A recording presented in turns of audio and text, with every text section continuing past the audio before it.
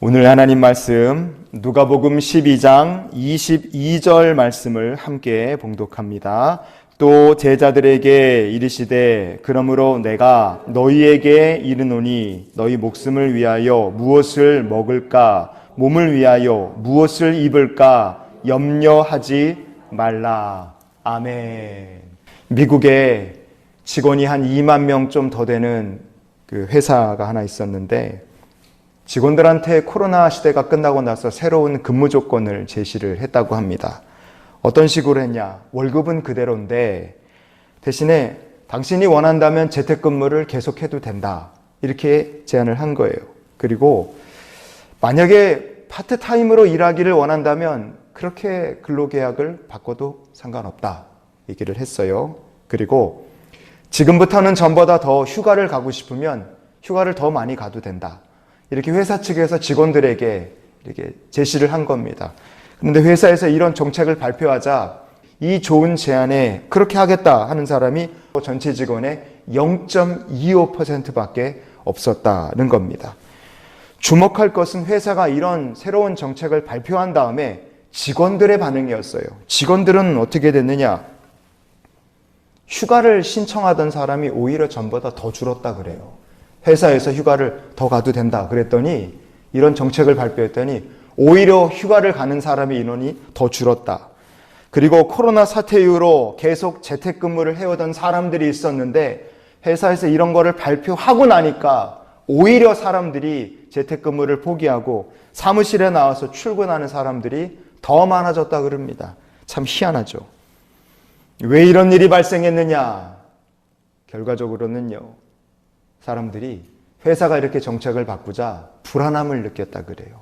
혹시 이런 거 받아들이면 나 직장에서 잘리는 거 아닌가 이런 불안함 때문에 사람들이 오히려 회사의 기대보다 반대로 움직였다는 겁니다. 여러분 우리가 이런 걸 통해서 알 수 있는 것이 무엇이냐? 인간이란 불안을 느끼는 존재입니다.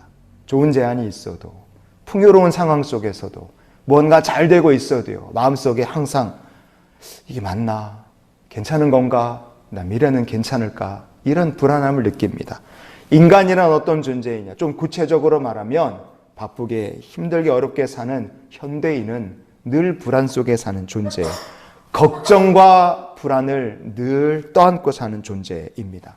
이거는 제 얘기가 아니라 스웨덴의 룬드 대학교에서 가르치는 롤란드 파울센이라는 한 교수의 사회학 교수의 이야기입니다.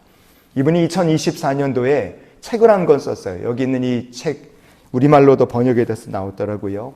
걱정 중독이라는 책입니다. 걱정 중독. 그는 이 책에서 이렇게 얘기해요. 2024년을 기준으로 넘겨주십시오. 미국 영미권에서 Don't worry, stop worry 이런 식으로 걱정하지 마십시오. 이런 내용, 이런 제목을 담근 가지고 있는 책이 영미권에서는 891권이나 나와 있다는 거예요. 이분의 얘기입니다. 그리고 이분의 얘기에 따르면 positive thinking, 긍정적으로 생각합시다. 이런 제목, 이런 내용을 가지고 있는 아예 책 제목이 이런 내용을 담고 있는 책이 영미권에서 현재 923권이나 출판이 되어 있다는 거예요. 합치면 거의 2000권 가까운 무지하게 많은 책들이 걱정하지 마세요. 우리 긍정적으로 생각합시다. 이런 내용들을 담고 있는 책들이 이미 나와 있고 지금도 이런 책들은 계속 나오고 있다 이겁니다. 이렇게 생각해 볼 수 있어요. 왜 세상에 걱정하지 마십시오. 우리가 긍정적으로 생각합시다. 이런 책들이 범람하듯이 이렇게 많이 나오겠습니까? 왜 체면을 걸듯이 긍정적으로 생각하자. 여러분 걱정하지 말아라. 이런 것들을 왜 계속해서 되풀이하며 우리가 듣고 말하는 세상을 우리가 지금 살고 있겠습니까? 그것은요. 현대인이 걱정하는 것에 중독되어 있다라는 게 이 파울센이라는 교수의 분석입니다. 그래서 그는 이렇게 얘기해요. 100년 전까지만 해도 이런 문구, 걱정을 멈추라, 긍정적으로 생각하라 이런 문구가 세상에는 거의 존재하지 않았다는 겁니다. 여러분 우리는요.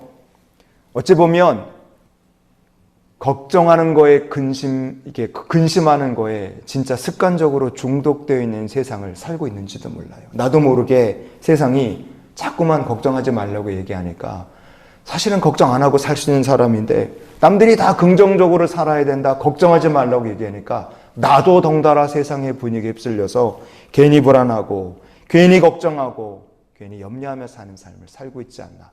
우리가 하나님의 백성으로서 오늘 우리 자신을 돌아볼 수 있기를 원합니다.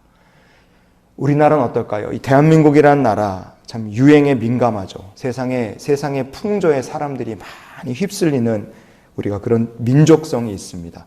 갤럽이라는 국제 여론조사가 있습니다. 한국 갤럽이 있죠. 갤럽이라는 국제 여론조사 기관에서 전 세계 140개 나라를 대상으로 여론조사를 했어요. 당신은 부정적인 감정을 얼마나 느끼고 있습니까? 지금 당신의 삶에 대해서 부정적으로 느끼는 감정이 어느 정도냐? 작년과 비교해서, 그 전과 비교해서 어떠냐? 이렇게 물어봤어요. 그랬더니 140개 나라 조사 대상국 거의 모든 나라가 10년 전보다 지금 훨씬 더 삶에 대해서, 미래에 대해서 부정적인 감정을 느낀다라고 대답을 했다고 합니다. 특히 우리나라는 더 심했어요.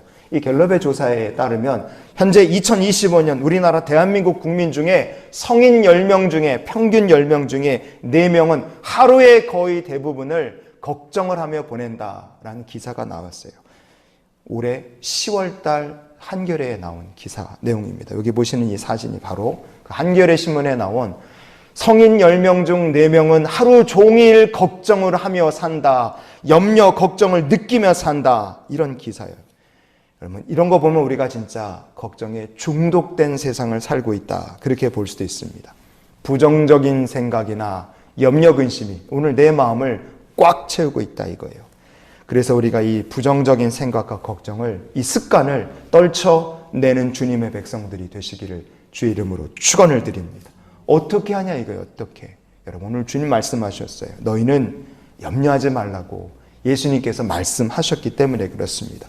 주의 말씀에 귀를 기울이면서 걱정하는 것도 중독되어 있고 습관적으로 걱정하는 세상을 우리가 살고 있다면 이런 세상의 유행과 풍조 속에서 걱정하지 말라고 말씀하신 주의 백성답게 우리가 어떻게 염려하지 않으며 살 수 있을까? 오늘 말씀을 통해 우리를 향하신 하나님의 마음을 나눌 수 있기를 원합니다. 오늘 본문을 보시면 주님께서 제자들에게 이렇게 말씀하셨어요. 읽어봅시다. 너희 목숨을 위하여 무엇을 먹을까? 몸을 위하여 무엇을 입을까? 염려하지 말라. 아멘. 여러분, 주님께서 염려하지 말아라 이렇게 말씀하지 않으셨습니까? 우리말 성경에 염려하지 말라, 저 염려라고 번역된 헬라어 본문이 메리모나테스라는 말입니다. 저 말은 걱정, 염려 이런 뜻을 갖고 있는 말이에요. 근데 저 말에는 분열, 분리라는 말, 메리스모스와 우리가 읽은 이 염려라는 저 말이 관계가 있습니다. 분열, 분리, 메리스모스라는 말에서 파생되어 나온 말이 걱정, 염려라는 말이에요. 참 재밌는 구석이 있어요. 사람이 언제 마음이 분열이 되고 언제 사람의 마음이 염려, 걱정으로 꽉 차겠습니까? 사탄 마귀가 우리와 하나님 사이를 딱 쪼개는 거예요. 여러분, 사탄 마귀가 우리가 죽게 붙어 있으면 염려하고 걱정될 게 없습니다. 그런데 사탄 마귀가 저와 여러분의 마음을 아주 작은 틈을 비집고 들어오는 거죠. 탁 찌고 들어와서 우리가 주님 사이를 분열시키고 성령으로 하나 되지 못하게 우리를 하나님 말씀으로부터, 은혜로부터 우리를 분리시키면 그때부터 우리의 삶에 밀려 들어오는 것이 무엇입니까? 우리 마음속에 걱정과 염려가 물밀듯이 들어오기 시작하는 거예요. 그래서 우리가 본문을 이런 식으로도 읽어볼 수 있습니다. 다음 넘겨주시면 그냥 이렇게도 읽을 수 있다 생각해 보십시오. 너희 목숨을 무엇을 먹을까? 몸을 위하여 무엇을 입을까? 하는 생각으로 너희의 마음이 쪼개지지 않도록 하라. 우리가 이 말씀을 이렇게도 우리가 읽어볼 수 있습니다. 마음이 쪼개지는 거예요. 하나님과의 관계에서 우리가 떨어지면 믿음이 깨지는 순간, 주님과의 관계가 병들고 무너지는 순간 우리는 마음이 쪼개집니다. 그러면 그 순간에 무슨 생각이 우리 마음속에 확 치고 들어오느냐? 나를 부르신 분께서 또한 나의 삶을 책임져 주시는 나의 공급자가 되시는데 하나님 내 삶의 모든 것들을 채우신다. 나를 또한 들풀처럼 공중에 나는 새처럼 먹이시고 입히신다는 거, 우리가 거기 그 순간에 의심하고 믿지 못하는 그 순간에 우리는 뭐에 붙들리게 됩니까? 생명을 위해서 먹고 마시는 문제를 놓고 우리는 계속 염려하며 살게 됩니다. 그럼 어떻게 됩니까? 염려하기 시작한 성도는 결국에 와서는 사탄 마귀의 시험에 넘어질 수밖에 없어요. 그래서 우리가 할 것이 무엇이냐? 우리가 할 것이 아주 간단합니다. 한번 따라해 주시면 감사하겠어요. 하나님께 맡기라. 여러분, 하나님께 맡기는 겁니다. 여러분, 맡긴다는 게 다른 게 아니에요. 나와 하나님 사이에 믿음이 분리되어 있다. 우리 근심 걱정으로 삶의 어려움으로 나의 믿음이 금가고 깨졌다. 여러분, 이게 하나님께 맡기면은 이게 깨지지 않고 온전할 수 있어요. 근데 맡기지 못하면 이게 깨져나갑니다. 깨져나가기 시작하면 마귀가 역사하고요. 우리의 믿음이 쪼개져서 하나님으로부터 흩어져 우리가 박살나는 믿음이 되는 거예요. 그럼 염려 계속하며 살 수밖에 없는 인생이 될 수밖에 없습니다. 하나님께 맡기지 못한다. 그럼 어떻게 됩니까? 삶이 바뀌죠. 영향을 받습니다. 전도서 5장의 3절 말씀을 우리 한번 읽어봅시다. 시작. 걱정이 많으면 꿈이 생기고 말이 많으면 우매한 자의 소리가 나타나느니라. 아멘. 걱정이 많으면 꿈이 생긴대. 여러분, 이 꿈이 생긴다는 게 뭐겠습니까? 하나님 주신 비전, 좋은 생각 아니에요. 계속해서 여러분, 망상처럼 여러분 마음속에 걱정, 근심이 계속해서 여러분에게 얘기하는 거예요. 계속해서 염려하게 만들고 뭔가 족쇄를 하나 달고 있는 것처럼 여러분 생각이 계속해서 건강하지 못해요. 하루 종일 염려하고 목숨을 위해 염려하고 먹고 마시는 것을 위해 염려하고 이 생각에서 놓이질 못해요. 그럼 어떻게 됩니까? 불안한 꿈을 꾸고 정신이 사나워지는 거죠. 걱정과 염려의 말을 계속하게 됩니다. 그러면 그 말이 어떻게 돼요? 우매한 자의 소리가 나타난다. 성경이 얘기합니다. 내가 계속 염려에 붙들린다. 그럼 우리 입에서 나오는 얘기가 하나님께서 거룩하신 자를 아는 것이 지혜의 근본이라 그랬는데 하나님 모르는 자의 얘기가 나오는 거예요. 하나님 믿습니다. 감사합니다. 하나님께 맡깁니다. 주여 인도하소서. 이길 수 있게 힘 주시옵소서. 여러분, 이게 지혜로운 자의 얘기예요. 그런데 여기서 나오는 얘기가 뭡니까? 힘들다 죽겠다. 어떻게 하면 좋습니까? 주님께 맡기며 기도하는 것이 아니라 그저 한숨 쉬고 낙심하는 우매한 자의 얘기만 이 입에서 나오게 됩니다. 여러분, 그러나 우리가 하나님께 다 맡기게 되면 어떻게 됩니까? 깨지는 게 아니에요. 우리 믿음이 하나님께 맡길 때 온전해집니다. 그때 우리의 삶 속에 걱정도 우매한 자의 소리도 함께 사라짐을 믿으시기를 바랍니다. 성경에 예레미야 선지자 있죠. 예레미야 선지자의 시대는 사람들이 걱정하며 살 수밖에 없는 그런 난감하고 어려운 시대였어요. 우리가 10명 중에 4명이 하루 종일 걱정 근심하는 시대를 살고 있다. 예레미야 선지자의 시대는 10명이면 그 중에 아니죠. 100명이면 99명은 나라가 망할까 어떻게 하면 좋을까 걱정하며 사는 시대였습니다. 하나님께 맡길 수밖에 없는데 안 맡기고 사는 거예요. 그들의 삶이 이랬습니다. 예레미야 17장 7절과 8절 말씀입니다. 우리 같이 하나님께서 주의 백성들에게 주신 말씀 읽어봅시다. 시작. 그러나 무릇 여호와를 의지하며 여호와를 의뢰하는 그 사람은 복을 받을 것이라. 그는 물가에 심어진 나무가 그 뿌리를 강변에 뻗치고 더위가 올지라도 두려워하지 아니하며 그 앞이 청청하며 가무는 해에도 걱정이 없고 결실이 그치지 아니함 같으리라. 아멘. 여러분, 이거 딱 반대로 생각하시면 돼요. 예레미야 선지자의 시대 이스라엘 백성들이 딱 이렇게 살았어요. 여호와를 버렸고요. 그래서 복이 아니라 심판과 저주를 받았어요. 예레미야 선지자 시대 그들의 인생은 시냇가에 심어놓은 나무였는데 생수의 근원 대신 하나님을 버리면서 스스로 말라붙비트로 죽어가는 인생이 됐어요. 가무는 해에도 걱정이 없는 인생이 되도록 하나님 복을 주셨으나 그들의 인생은 하늘에서 이른 비와 늦은 비가 와도 남는 것이 없는 인생이 되어버렸습니다. 왜 그렇게 살았을까요? 그들이 하나님께 맡기지 못했고 하나님과의 관계, 믿음이 쪼개질 때 계속 근심하고 계속 염려하고 계속 고민하며 사는 인생이 될 수밖에 없었기 때문에 그렇습니다. 여러분, 바꿔 말하면 우리도 예레미야 선지자 같은 시대를 살고 있는 성도라면 여러분, 걱정하는 것이 아니라 먼저 하나님께 전적으로 다 맡길 수 있는 믿음의 백성들이 되시기를 축복합니다. 그렇게 될 때 하나님께 다 맡긴 인생이 시냇가에 심은 나무처럼 그렇게 되는 거예요. 그런 인생이 가뭄 은혜에도 걱정이 없다고 성경은 말씀합니다. 결실이 그치지 않는 인생이 된다고 하나님 말씀하시는 거예요. 여러분, 어떻게 이렇게 될 수 있겠습니까? 한번 따라해 주시면 감사하겠어요. 나를 부르신 분이 전능하신 하나님이시다. 아멘. 여러분, 그래서 여러분 마음속에 계속 생각나게 하고 걱정하게 만드는 염려, 근심거리 먼저 생각하고 먼저 항상 거기에 집중하고 매달려 묶여 있는 것이 아니라 나를 부르신 하나님께 먼저 집중하고 나와 함께 하시는 하나님, 문제 걱정거리가 아니라 나를 부르신 하나님께 먼저 항상 그리고 지금도 하나님께 먼저 나아가고 집중할 수 있는 믿음의 백성들이 되시기를 축복합니다. 주께서 예레미야서나 오늘 말씀을 통해 주신 얘기가 그거예요.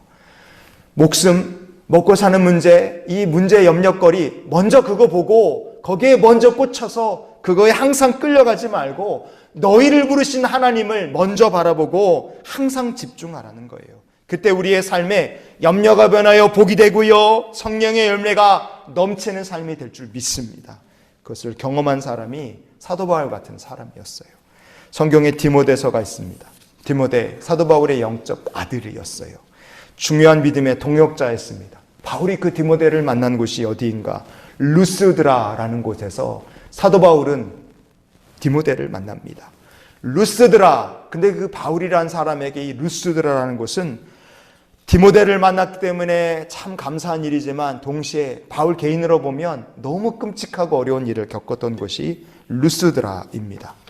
1차 선교 여정을 나가면서 안디옥에서 출발한 바울과 그리고 이 바울의 선교팀이 1차 여정을 가면서요, 원래 목표가 어디였냐면 비시디아, 안디옥이라는 곳이 이렇게 가는 목표였어요. 비시디아, 안디옥 찍고 다시 안디옥으로 돌아오는 게 1차 선교 여정의 이 목표였습니다. 그런데 그 과정을 밟아가는 과정에서 사도 바울이 디모데후서 3장 11절을 보면 이런 일을 겪습니다. 나중에 이제 디모데에게 써서 보낸 얘기죠. 한번 읽어봅시다. 안디옥과 이고니온과 루스드라에서 당한 일과 어떠한 박해를 받은 것을 내가 과연 보고 알았거니와 주께서 이 모든 것 가운데서 나를 건지셨느니라. 아멘. 안디옥, 이고니온, 루스드라에서 당한 일이 있다고 얘기를 했어요. 당한 일, 뭔 일을 당했길래 저런 얘기를 디모데에게 했을까? 그리고 다음 넘겨주시면 주께서 이 모든 것 가운데 나를 건지셨다. 사도 바울은 얘기합니다. 이건 디모데도 아는 얘기고 이 말씀을 받아본 이 믿음의 공동체가 다 그렇지, 바울 사도가 그런 일을 겪었지 알고 있는 일이에요.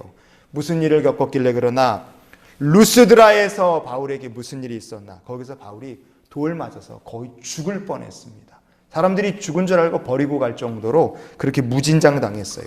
안디옥에서 출발해서요, 지금의 터키 지역인 비시디아 안디옥이라는 곳으로 바울이 복음 전하러 갔어요. 어렵게 힘들게 힘든 길을 걸어서 비시디아 안디옥에 갔을 때 처음에 복음 전하는 게 순조롭게 잘 되는 줄 알았습니다. 그런데 비시디아 안디옥 지역에 있던 유대인들이 사도 바울이 전하는 복음을, 그 얘기를 듣고 이들이 발끈을 하고 바울을 박해하기 시작했어요.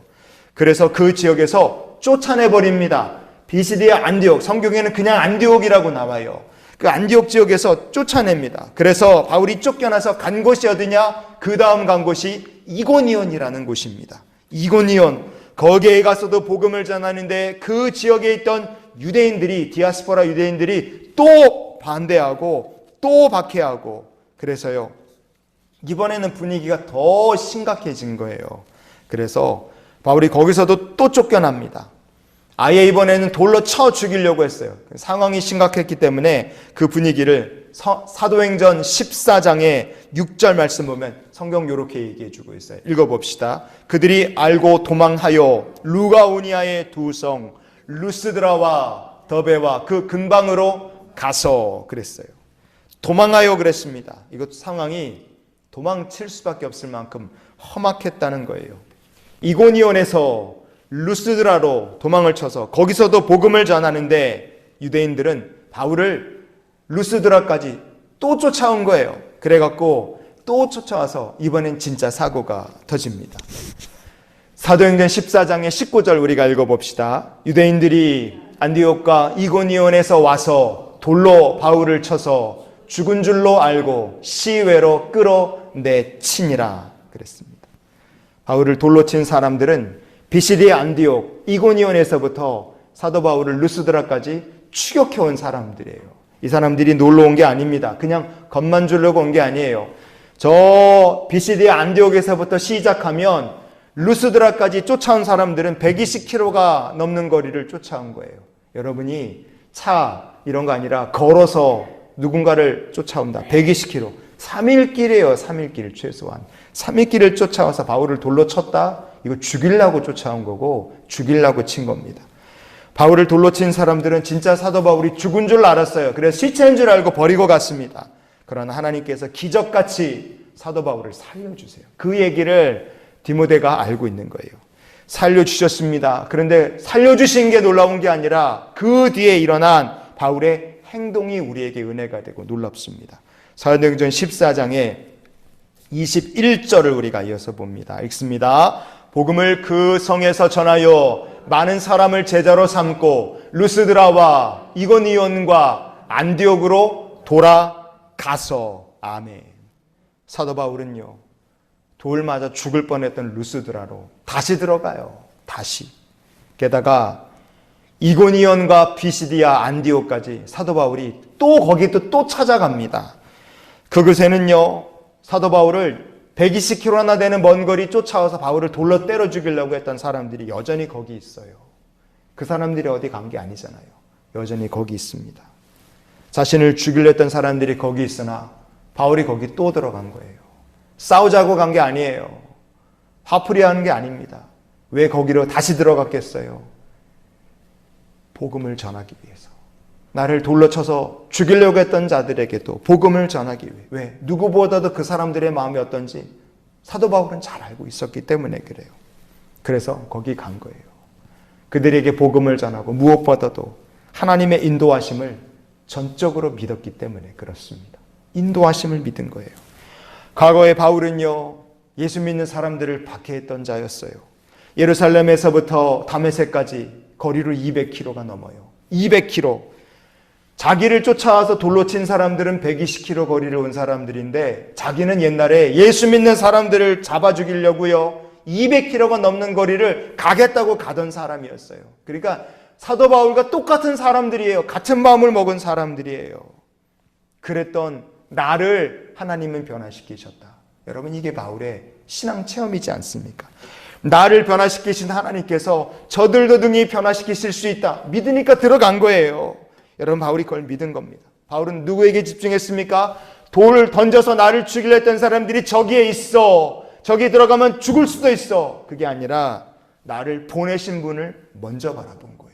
그러니까 이고니온으로, 비시디 안디옥으로 들어갈 수 있는 거예요.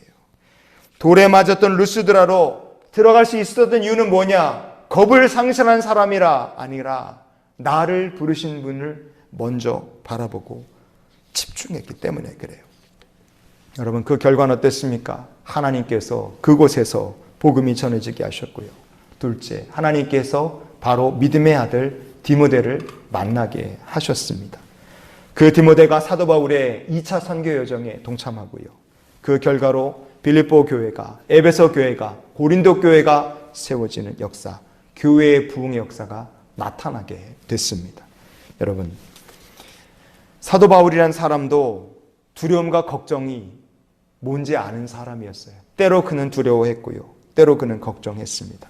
그러나 그가 걱정과 두려움을 이길 수 있었던 비결이 무엇이냐? 그것은 걱정이나 근심에 이거에 먼저, 그리고 항상 이거에 붙들려 사는 것이 아니라 나를 보내신 분을 먼저 바라보고 항상 나를 보내신 주님을 그가 붙들었기 때문에 그렇습니다. 예수님께서 제자들을 사마리아 지역으로 복음 전하기 위해 보내시면서 전도하러 제자들을 보내시면서 하신 말씀이 바로 오늘 본문 말씀이었어요. 그 얘기의 영적 메시지도 바울의 삶과 다르지 않습니다. 문제, 염려, 걱정, 우리를 항상 힘들게 만드는 것들 여기 있어요. 여러분, 눈앞에 보이는 염려, 걱정에 먼저 항상 붙들려 계시면 여러분 늘 염려하는 삶을 살 수밖에 없습니다.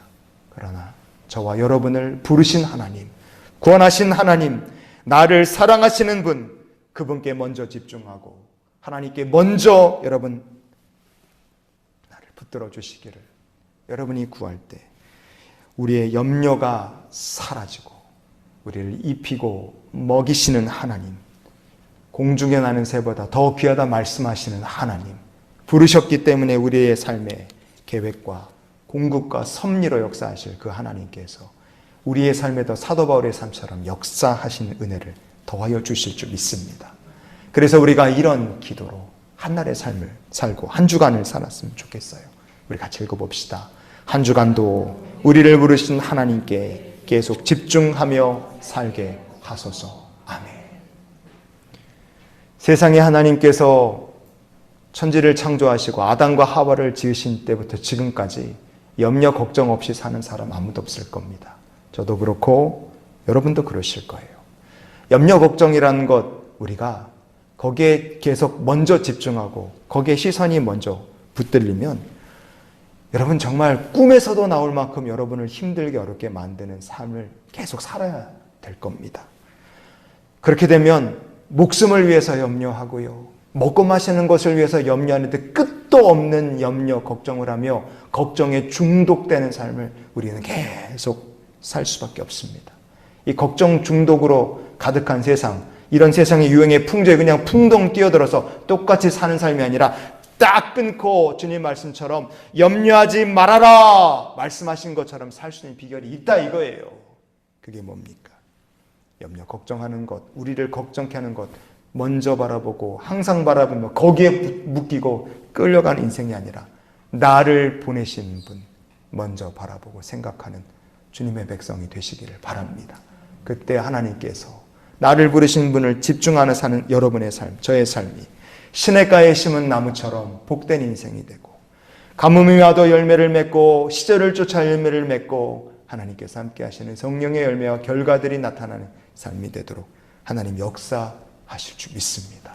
이번 한 주간 우리를 부르신 하나님께 집중하며 사는 귀한 주의 백성들이 되시기를 예수님의 이름으로 축원을 드립니다.